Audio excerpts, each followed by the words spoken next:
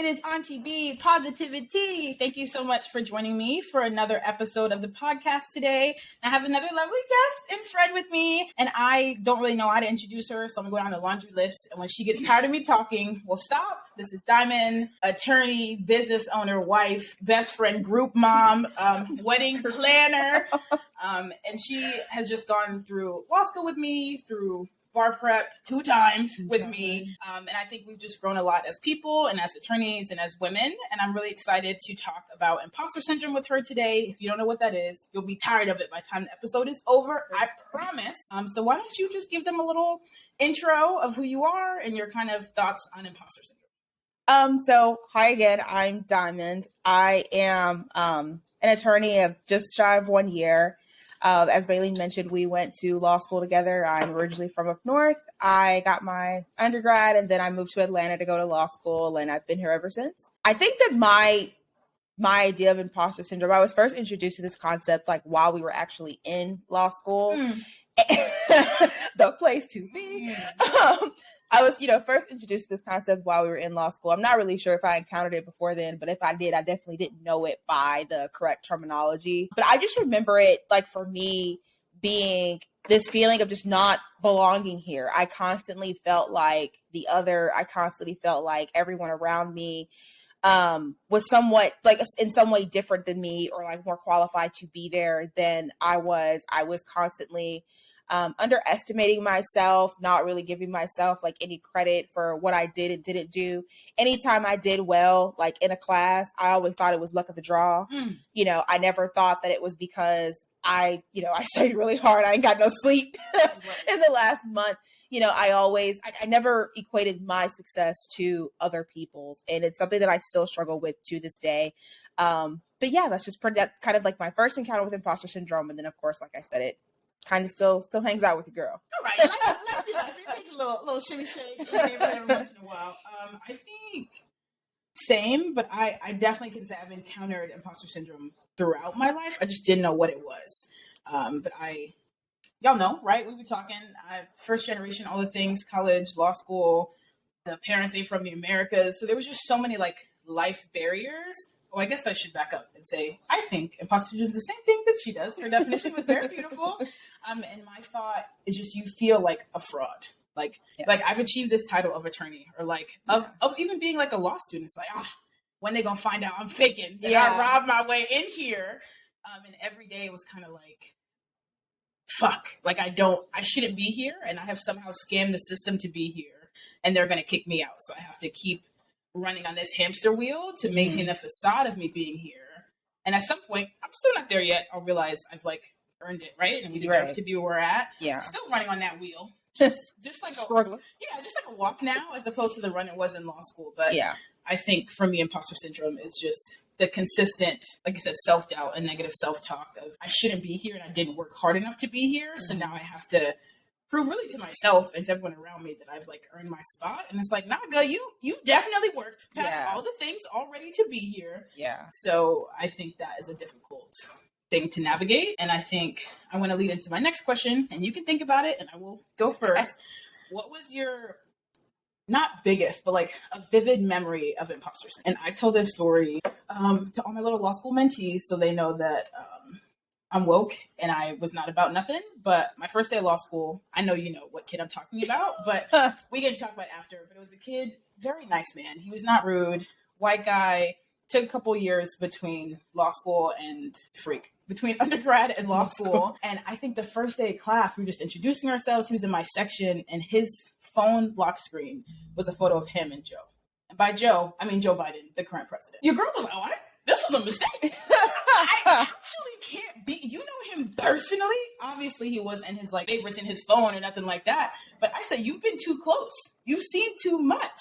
That set me on a spiral for days. Because like, how are we on the same curve? How are we taking the same tests? And how are we applying for the same job? No, you instantly have more resources than me. There's no way. And we got a whole nother episode on that. But going into school with like human capital, I didn't have none of that. Mm-hmm. So I think that was a big point of me being like, oh, this was a scam. Affirmative action was affirming. Okay, how did I get in here? Obviously that's not true. And I work really hard to get in there. And I actually probably had better GPA and things like that than him in hindsight, right? As we go through the process. But that first week I was like, I can't talk to this big fella because I'm intimidated because whatever his resume is, whatever his connections are bigger than mine. And I don't deserve to be here because I don't have these accolades, or I didn't think that I did. And that's kind of a vivid memory of me thinking about imposter syndrome. And now we're cool and we're bros. And if we grab a beer, it's fine. And I don't think about that, but it's definitely a jarring memory. Oh, fuck, this was a mistake. They should not have let me in here. Yeah.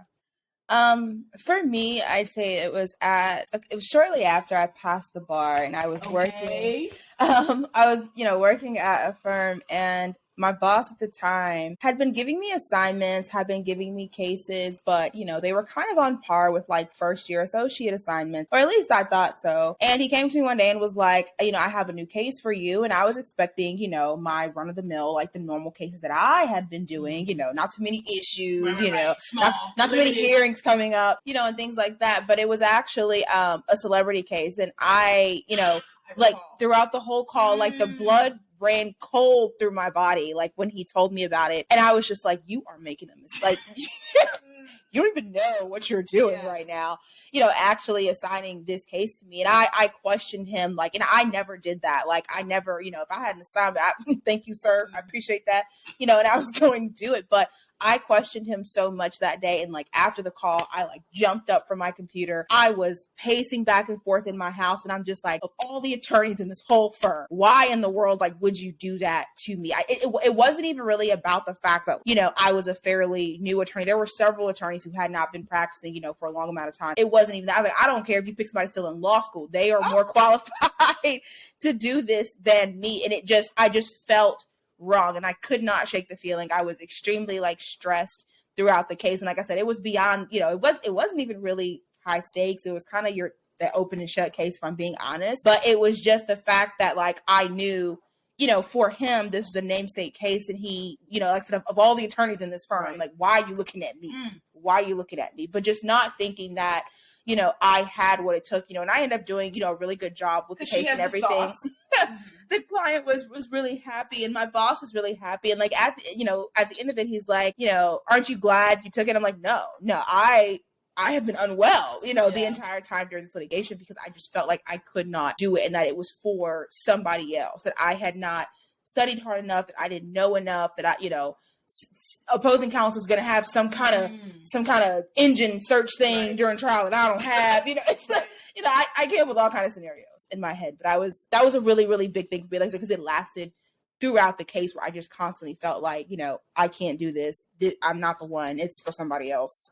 That was one of my biggest experiences with imposter syndrome. But we up, because you blew up. So it's not a question I wrote, but I feel like in a way we're trauma bonded, so we have to talk about it. Y'all already know, but I ran again. Took the bar July of 21. Okay, it took us from the back. We did not pass that.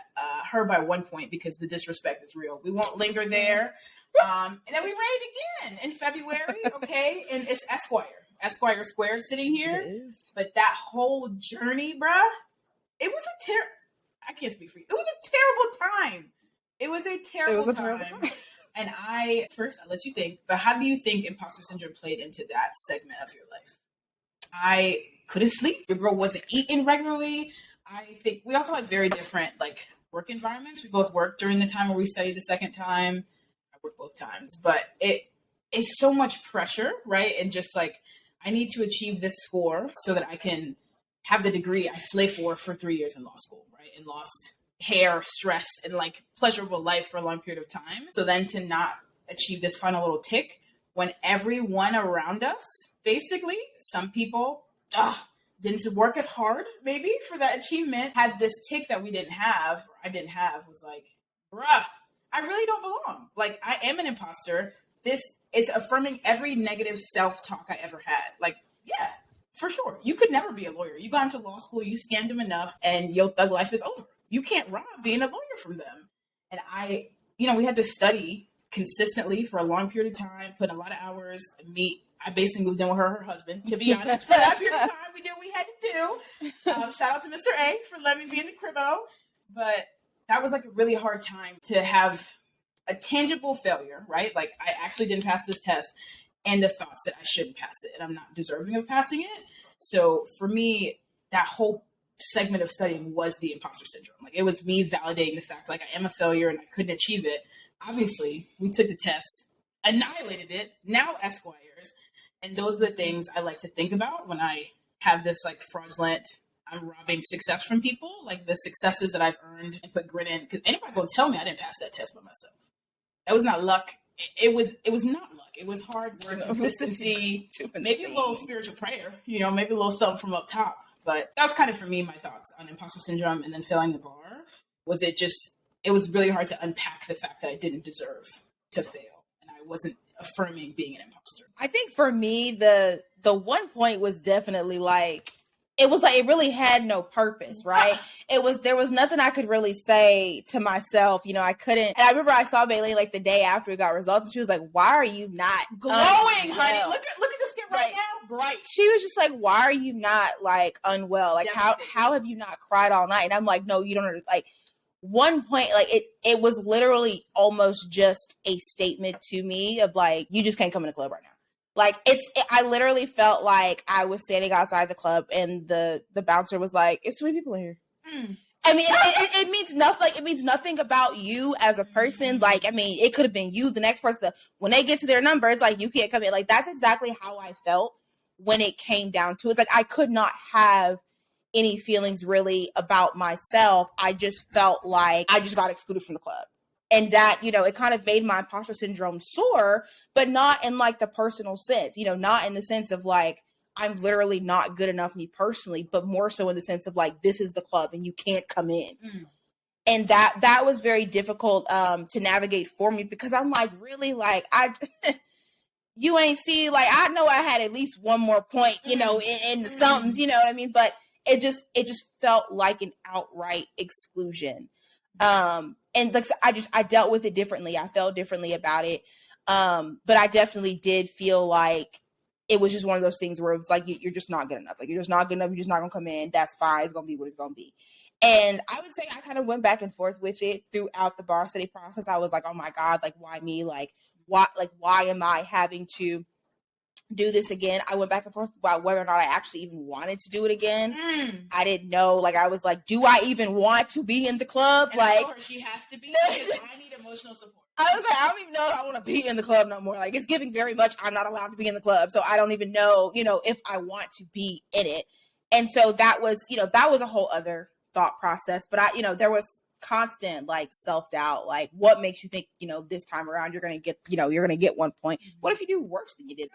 You know what I mean? Like, there were just so many like intrusive thoughts that, kind of derived from that just general feeling of like, you can't come in. You don't belong here. This for the others. And so we were stuck there for a while, but we in the club now. We are. Hey, what? We're the bouncers. I mean, at a certain point, for sure. Oh God. Let's just take a moment for our past selves. Like, yeah, it was a dark time. Like, what? Dark. But now it's content, and I love that for us, because my God, I think at this time last year we were having bi-weekly anxiety calls. About scores coming up, for sure. Yep. Shout out to everybody waiting. Shout out to everybody who had to retake the bar. You got it. You really will be fine. Yes. And nobody's gonna talk about it when it's done. No. Because besides you and your homegirl. Yeah, right. Besides you, it's giving lawyer period. Nobody cares about the timeline once absolutely nobody cares. Okay.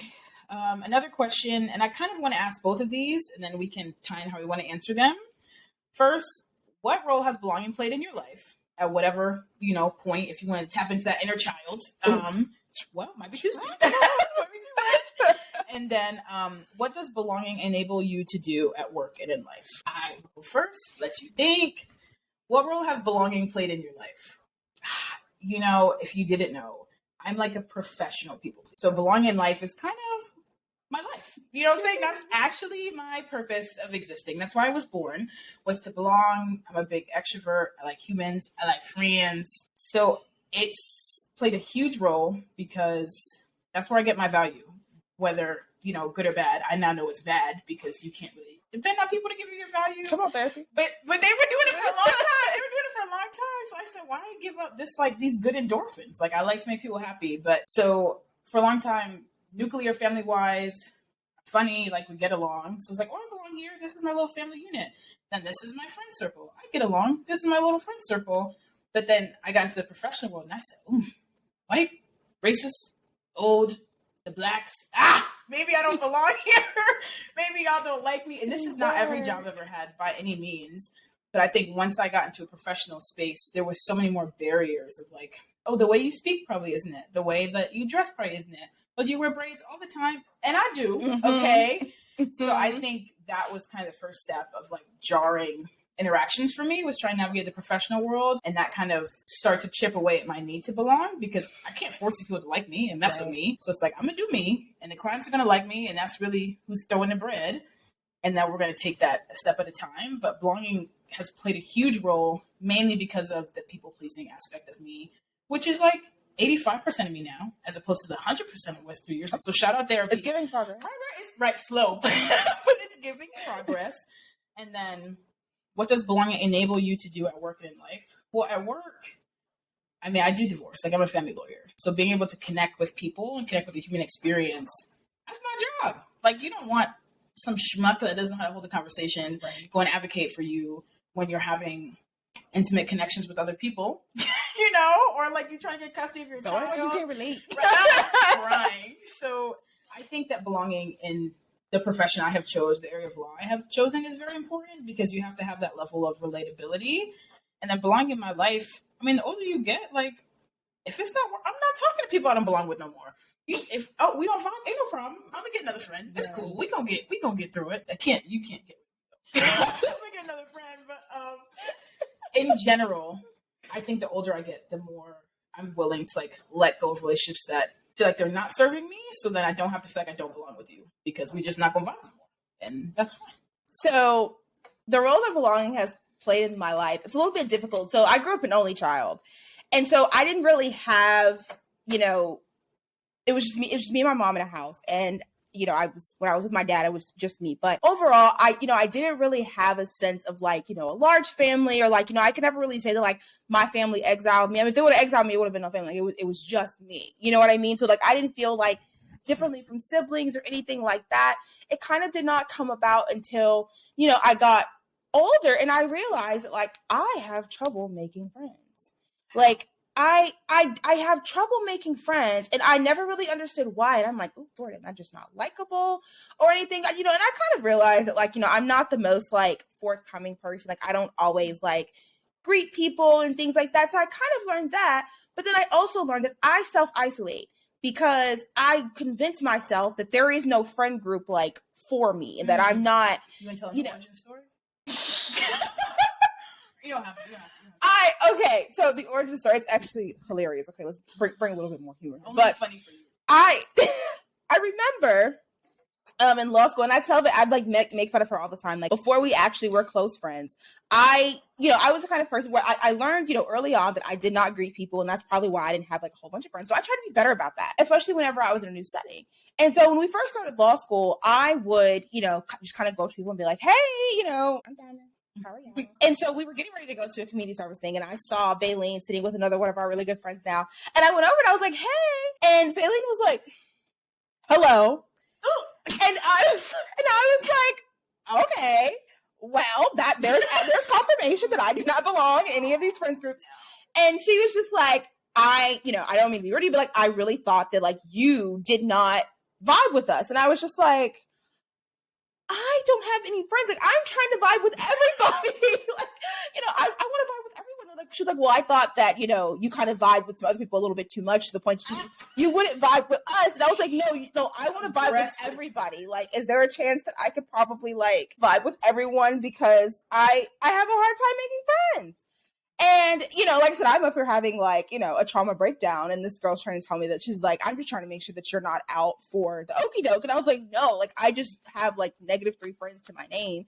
And I'm just, you know, and I'm new here. Like, I'm not from Atlanta. There's me and my husband. He's my only friend, poor thing.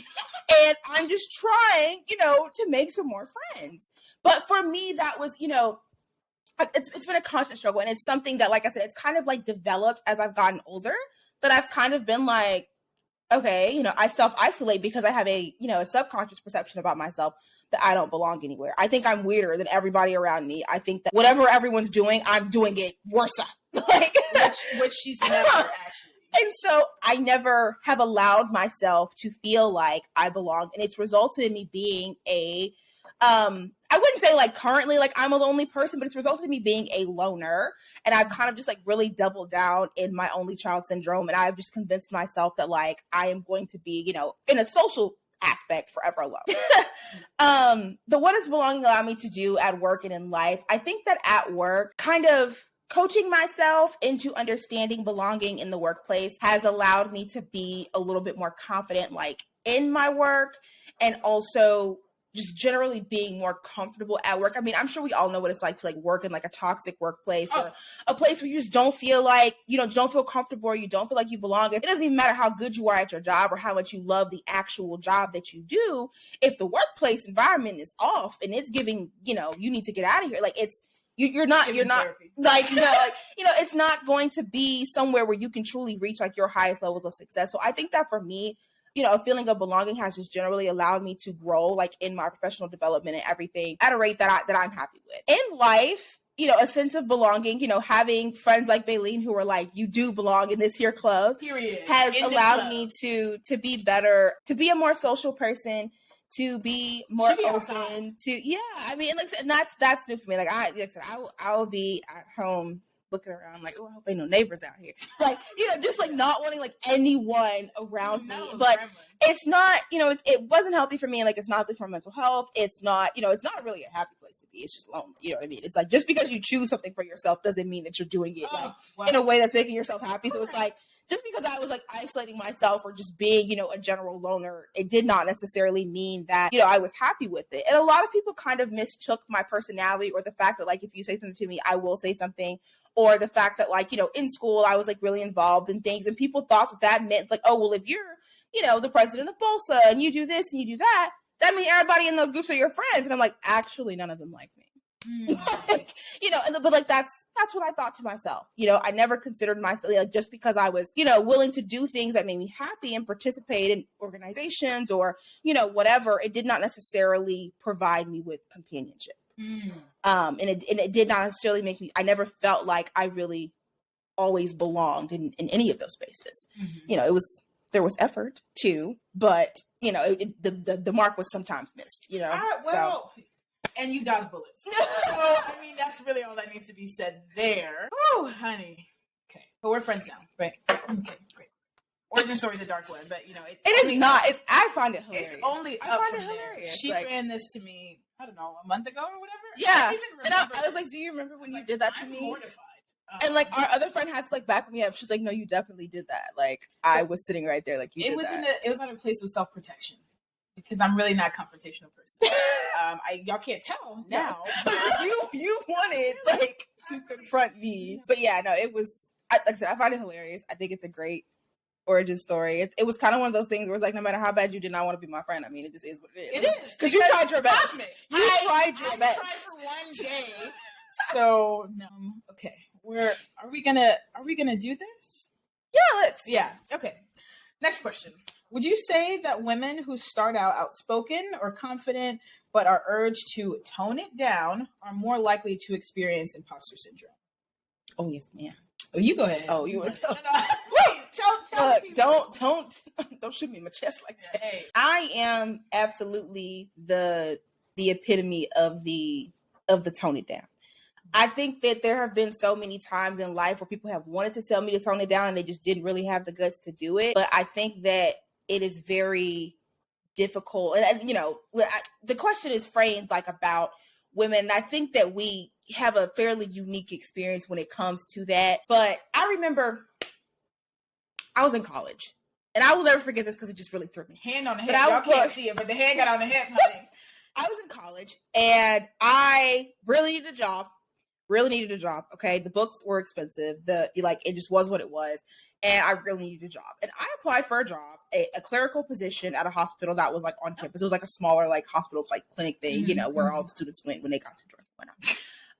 So I went there and I applied for a job, and it was a clerical position. You know, your girl's typing 160 a minute. Like, it, you know, is what it is. Sure. Like, I can enter some data, baby. Give me a laptop or, you know, a keyboard, anything. And so I applied for the job, and I go to the interview, and I think it's going great. Mm-hmm. And at the end of the interview, we told me, she goes, you know, this is a really nice interview. It was so great to meet you, but I don't think I can offer you the position because I believe that the other people within the unit will find you intimidating.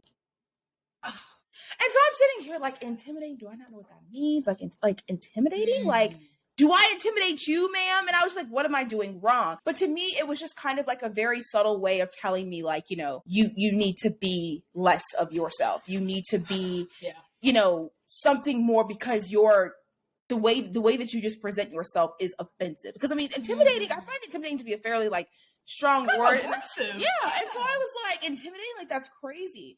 But I've actually gotten that same sentiment, you know, a few different times, you know, in different areas of my life, to where it's like, I am just presenting, you know, as a true version of myself.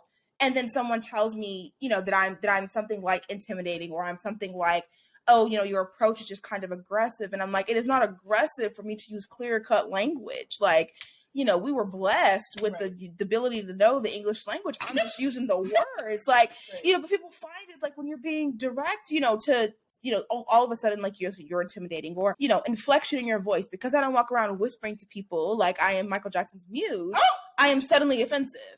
And I'm just like, well, I'd like for you to hear me, you know, I just like for you to hear, like, Michael Jackson's muse. I mean, it is just strange to me that, you know, women are, like I said, treated as if there is a such thing as like being too loud. When you are just talking, it's almost as if, you know, in certain spaces, like we are expected to, you know, put some water on it, tone it down. And I think the product of that, you know, the byproduct of constantly being subjected to that is we find ourselves in these spaces where the imposter syndrome is at an ultimate high, to where you feel so uncomfortable being like a true version of yourself, or you feel like you got to tone it down so much to where you just despair into the wall. You know, where you just slide to the couch, where you're in the meeting, they're like, Diamond, do you have anything to say? And I'm like, nothing. Because I don't want to say it too loud. I don't want to say it too loud. Okay. I don't want to come off intimidating. Right. I don't want to be offensive. So it's, you know, it's to the point where it's like, you know, actually I got about 5-4 things I think I'd like to say. Bullet pointed. But it's going to be a no. Yeah. It's going to be a no. And like I said, and I think that that's a very difficult space to be in, because you still walk away from the conversation or the meeting or the whatever with the things in your brain. Ideas like that are probably fire, but they too scared to get it. Gotta tone it down.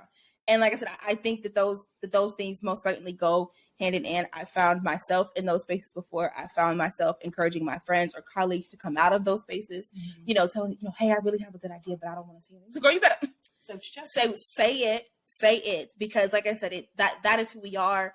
And not being able to be a true version of yourself, that is a type of torture that I don't wish on anybody, and that I am too familiar with to say that it is in any way comfortable. It is absolutely not.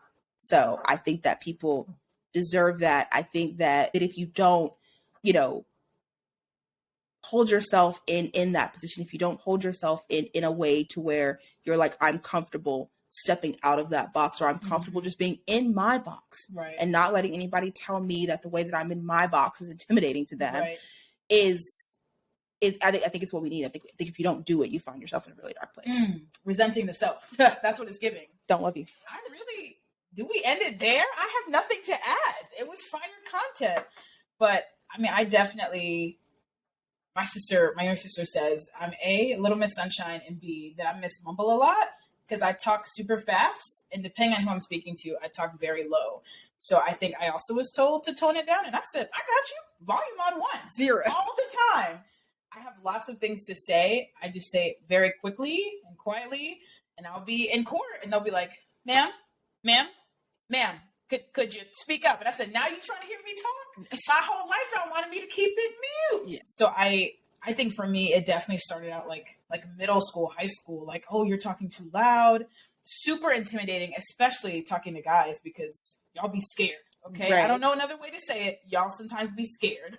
So I think in that way, I learned to like soften myself in those ways. But now y'all missing out on fire ideas. You're missing out on jokes. If nothing else, I'm gonna make somebody laugh. So y'all are missing out on quality content.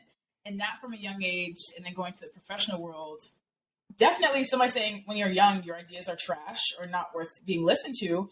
So now, something, because we shout out therapy here every day. My therapist says, like, when you're having negative self-talk, whose voice do you hear? I know we've talked about this. Mm-hmm. It's usually not yours, right? And you hear a certain voice or a certain tone that was taught to you, and now you're telling your inner Baleen, your inner Diamond, your inner self, like, oh yeah, of course that's right. This is true. What that person said, look at it coming true. So the same, quiet down, you're being intimidating, you're being too aggressive. I'm not telling myself, be softer, don't assert yourself. I'm a lawyer. Assert yourself, girl. Your client needs you to turn it up. So I think that I'm actively fighting that and just like advocating for myself in the workspace of like, look at us. Okay. Y'all know what we look like. I don't want to be an angry, aggressive Black woman, but I will be an assertive, confident attorney. I don't want to buy into those stereotypes, but I'm not going to live my life afraid of them. And that balance is always kind of difficult. Definitely. Come on now. And I did put a little something on the socials, follow me there. I think it's RTV Positivity on Instagram. And that's really all I have right now, besides this potty. And one question I got from a dear friend of ours, I don't have it open, but essentially it was navigating overthinking and like something as simple as sending emails. When you have imposter syndrome, you kind of think on a loop. So think about you drafted an email and you're like, well, somebody else wrote it, was probably good, but I wrote it, so I have to keep editing it. And for you, how do you get out of that? I will write it and then do something else, take a break, and I'll come back to it and read it. And I don't even mean to sound cliche, but you'll be so surprised. Like if you walk away from it for a moment and come back to it and reread it, it's like, who wrote this? This is nice. Yeah. And I will hit send. I'll send Baleen like drafts and stuff like that, that I've done, for legal work. And she'll be like, oh, girl, this is good. I'm like, you think so? But it's like, you don't realize, how good you really are. And I think sometimes it's as simple as just like taking a step back. Write your email, go grab a snack, go on a restroom break, come back, read it, hit send. Go ahead and hit send. Because it's good. Right. It's good because you did it. Oh. It's good because you did it and you're the cream of the crop. Like you just are. And you have to approach it because like I said, I mean, if you write that apprehension into your email, they're going to read the apprehension in your email. And that's definitely not what you want. But I think my best piece of advice for something like that, like I said, is write it, walk away for a moment, come back, read it, it's fire, hit send. Give yourself a second. That's the crux of my advice. Give yourself a second, take a step back. Don't keep, get out of the loop, basically. As you mentioned, you kind of think in that loop. So get out of the loop. Stop reading it for a moment. Go read something else. Go do something else. Come back, read it again. Honey, somebody else wrote that. And it's good. Hi, friends. We're back. Had to take a short little intermission. But I really kind of want to close this out with some advice. We answered that question from Insta. I will try to be more active on there because that's like how you grow these platform things. But I be working for real. So I'm going to just keep trying to spit my little things as I can. 2 pieces of advice that people sent in terms of how to handle imposter syndrome or like navigate through it. One friend said that he looks back and he reflects on what his accomplishments are. And he kind of uses that as fuel going forward, which I think great advice to have. Because the best thing to tell someone who doesn't belong there is like, well, you didn't feel like you belong in this place. You dominated it. You didn't feel like you belonged in this place, but you bodied it. Absolutely. So I think that's a big piece of advice of like, I made that road behind me. I'll make the road in front of me. Right. So that is something that I use as well. And then another person said, no one knows what they're doing. Facts. I probably have like 7 mentees now because I'm like addicted to like helping people. And I don't know what I'm doing. You're good at it. I try. I literally was mentoring people 6 months after I failed the bar. Like, it's just something I enjoy. I mean, it was an experience. I did have things to say. But I think I didn't know what I was doing. Most people don't know what they're doing. And something that my dad used to say to me growing up was like, I used to say, like, I'm going to fake it till I make it. And he was like, if you can fake something, you can do it. Like, there's no such thing as faking it till you make it. Like, you're doing it. And I guess that will be my piece of advice, is passing out what Pop said, is like, if you can show up and you can perform and do a certain thing over and over again, you're no longer faking it. You're doing it, right? And you have the capacity to do it. If you have to lie to yourself and say, I'm faking it till I make it, I have a hearing tomorrow. Oh, I'm not a good lawyer. Like, I'll pretend to be one. And then I win my trial. I don't care what I had to think to get through it. I did it. So I think A piece of advice, I guess, for me, continue to look at the facts, because feelings be clouding everything. Okay, anxiety be clouding everything. Fear clouds everything. So look at the objective facts. You got into the school. You got the job. You got the partner. You're raising the children or keeping the dog alive. Whatever those objective facts are, when you start to like spiral and tell yourself you're an imposter, you can't be an imposter if you continue to achieve these objective facts. Any advice? I definitely agree. I think for me, like my biggest piece of advice, and I kind of mentioned it earlier when we were talking about the email question, was generally just take a step back. I think, Bailey kind of mentioned like the loop of thought sometimes, like when you really get caught up like in that imposter syndrome and you just really, the thoughts start racing. It's like they go faster and faster the more that you sit there in those thoughts. Take a step back. Take a look around you. Sometimes I just look back and, I'll sit in my home office and I'll be John B. I was saying, okay, doctor, like, and I'll just look at my degree and just like read it, and just take a step back and be like, I'm really in this bitch, like, I'm just really in here. And I think that sometimes, we do ourselves a disservice because we don't allow ourselves to really just take it all in. We're so concerned about what else we can do, or like how we can be better, or how we can be like everybody else, that we don't take the time to really appreciate what we have accomplished, or really, focus on who we are and stand, there's a term in law called stand in your place, that you can do in the court. But like, when I first heard that, I said, that's cool. But it's actually something that, I could kind of turn into advice, in this setting, and stand in your place where you need to, and, take a look around you, take it all in, ground yourself, and realize that, you really are where you are. You're supposed to be there, and you're there because of you. You're doing a great job. You're doing the best job, and it is getting done. And I think that when we give ourselves those 5 minutes, when we need it, and just like I said, acknowledge that you're doing it and you're doing great. You are you. I think that we can release ourselves from this loop of imposter syndrome, at least temporarily. If we got to run the advice back, start from the top, and do it again. It is what it is. But I think that, we will be in a good place if we allow ourselves that grace. I'm so lucky. This is my friend. This is advice y'all are getting, from content. I'm getting this in real life.